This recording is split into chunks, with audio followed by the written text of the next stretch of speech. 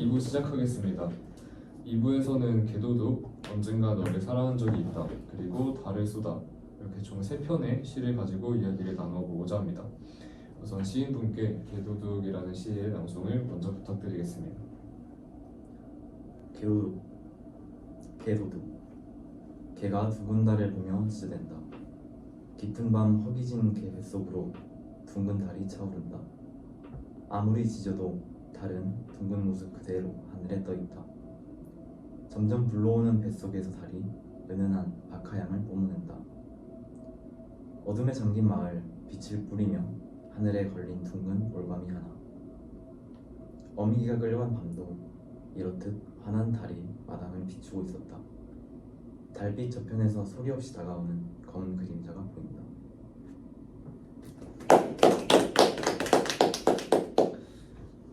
네, 낭송 잘 들었습니다. 이 시는 뭔가 배고픈 개가 달을 보면서 찢어대고 있는 상황을 묘사하는 걸로 보이는데요. 개는 달을 향해 짖지만 뭔가 달은 여전히 그냥 하늘에 떠있기만 하고 개의 배는 달을 향한 뭔가 그리움과 허기로 점점 불러오고 있습니다. 그리고 이 과정에서 달은 개에게 신비로운 박하향을 선사하기도 하고 어둠에 잠긴 마을과 둥근 달 그리고 어미개가 끌려가던 슬픈 밤에도 똑같이 밝게 달은 빛나고 있는데요.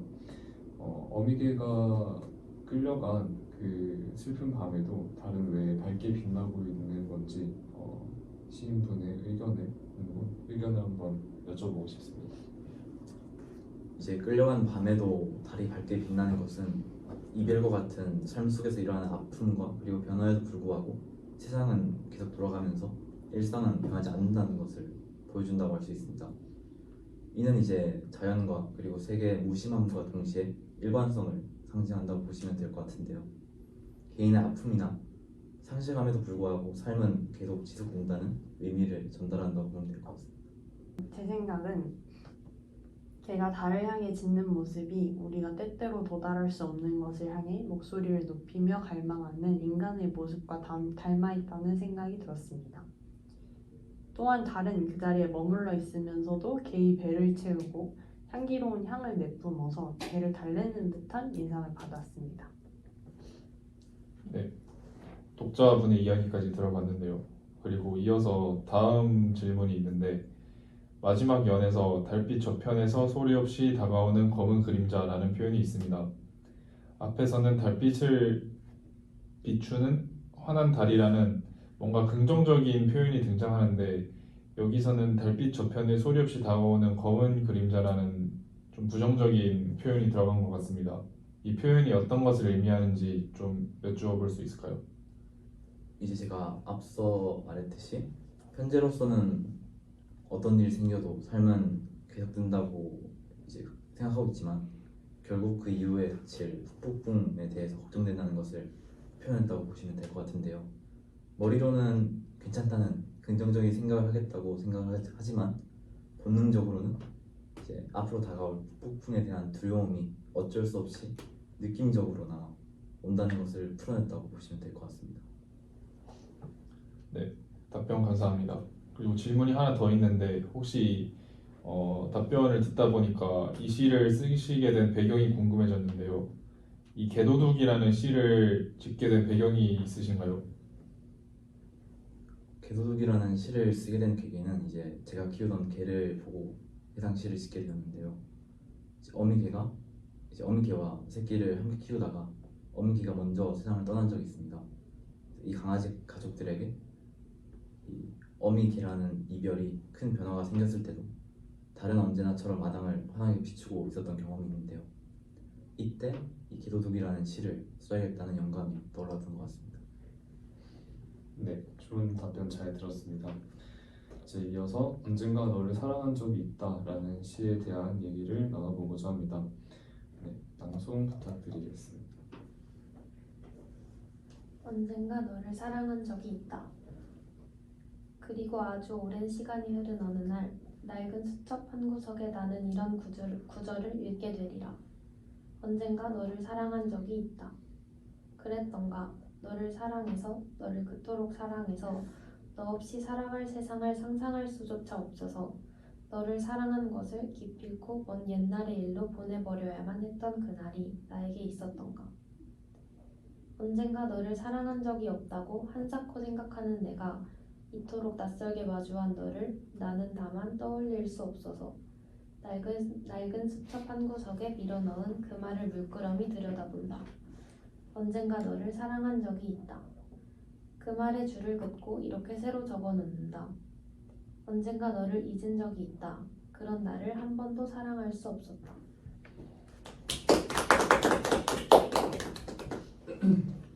네, 방송 잘 들었습니다.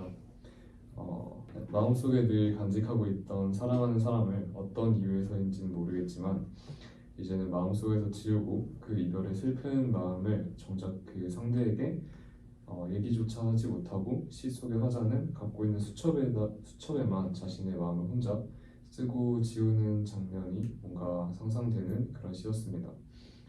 이 시에서 화자는 왜 그렇게 사랑했던 사람을 이제 기억에서 지우려고 노력하는 것인지, 그리고 화자는 왜 자신의 감정을 수첩에만 털어놓는 것인지 이제 여러분들의 의견을 들어보고 싶습니다.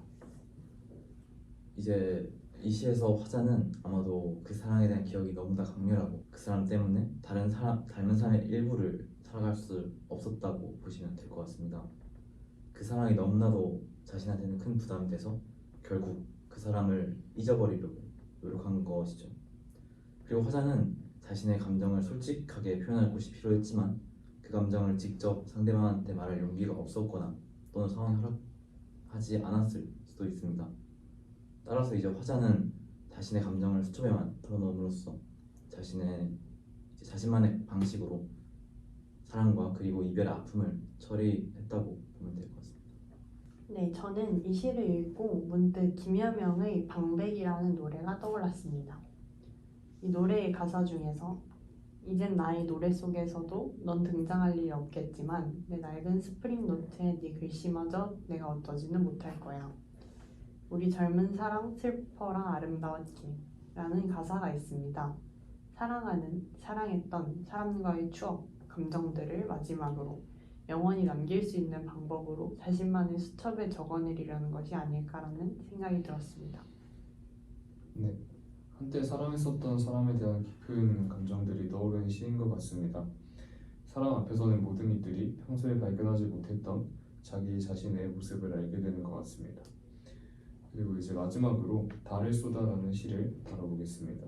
낭송 부탁드리겠습니다. 달을 쏟아 저 달은 늙어버렸다. 밤하늘에 걸려있는 금관 두개골일 뿐. 내 영혼의 수용소엔 철조망이 없지. 분하고 파인 달의 표면만이 광막하게 펼쳐져 있지. 혀끝에 말라붙은 소금기를 느끼며 나 아직 살아있으므로 나는 겨냥한다. 밤하늘에 떠있는 내 두개골을. 격발, 방아쇠를 잡아당기는 손가락. 달이 부서지며 얼음 조각 같은 빛을 사방에 흩뿌린다. 이젠 더 이상 지저대지 마. 밤하늘에 떠있는 마른 뼈다귀 따윈 없어. 컹컹컹 달에 홀린 어릿광대가 고개 숙이고 무대 저편으로 사라진다.